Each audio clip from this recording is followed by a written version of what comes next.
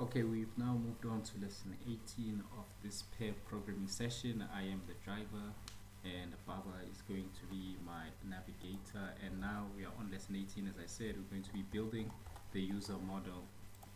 So in this lesson we learned how to create a user model and where to get started with CRUD functions. CRUD is create, read, update and destroy / delete.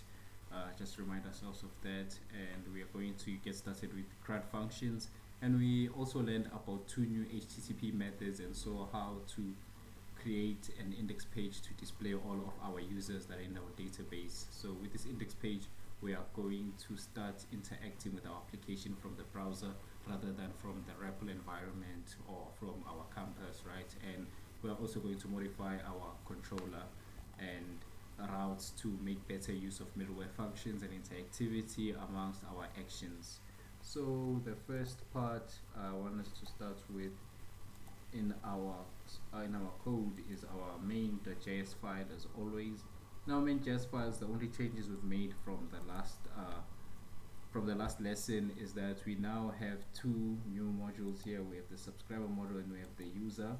The rest is similar. It's our mongoose express.js layout, and then we have our controllers here. We have a new one called users controller, and then we have subscribers. Let me just make this larger. We have subscribers controller, home controller, and the usual suspects, a home controller, an error controller, and express, right? So if I go to our controllers, we have, like I said, we have new ones now. We have users controller, which all it does is exports our index, right? The index is, if we go to our views, we have folders here for courses. It has an index.ejs here where we loop through all of the courses and we show the title of each course in the description.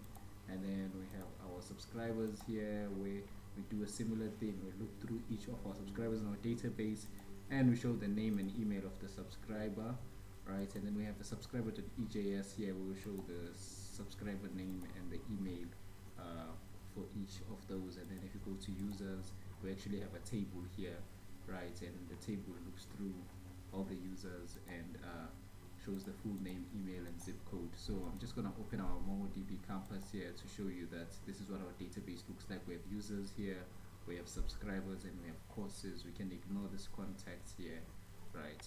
So as far as users go, we only have one user right now, which is test user. And subscribers, we have a bunch of different subscribers.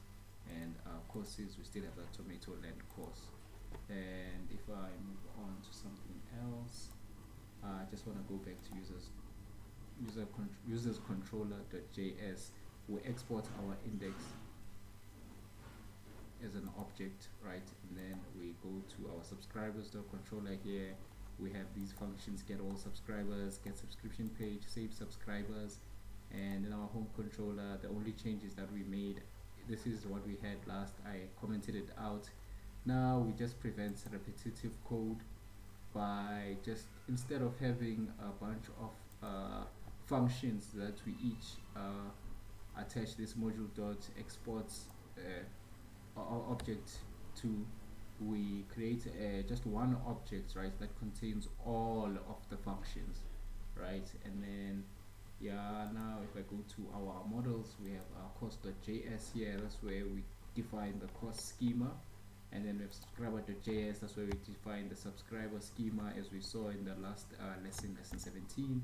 And then we have user.js here, that's where we define the user schema. And I'm just gonna go to our main.js lastly and show you how we are going to be handling our requests in terms of routes. We have this line of code here, line 54. And then this is just to handle get requests to the users route, which is new.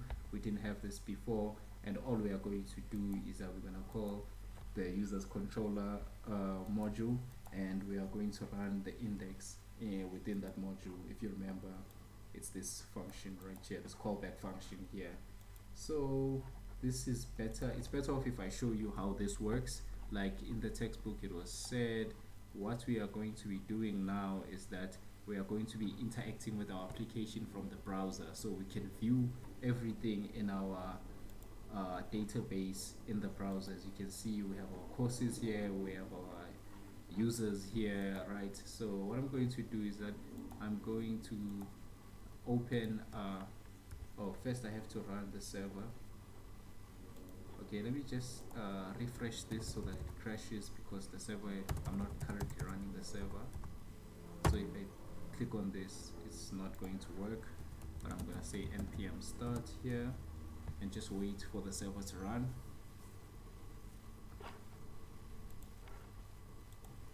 So yes, we're still waiting for the server to run. Shouldn't take that long anymore. And yes, now our server is running on port 3000, as you can see, and also we get this usual message here: successfully connected to MongoDB using Mongoose as always. Then if I refresh now, it should take us to our index page, request made to slash. That tells us that we've made a request to our index page. It renders the index page, and I can just show you the rest of the pages. We've seen this before. This is our index page. We have our cooking courses page, and as you can see, we have our courses here. And then I click on our contact, and our contact, we have this field here, right? But we've seen this before. What we want to see now is accessing our database using the browser. If I go to the user's root right now, and yeah, and as you can see, we have test user here, which is the same thing that's in our users. So that's all for lesson 18. Thank you.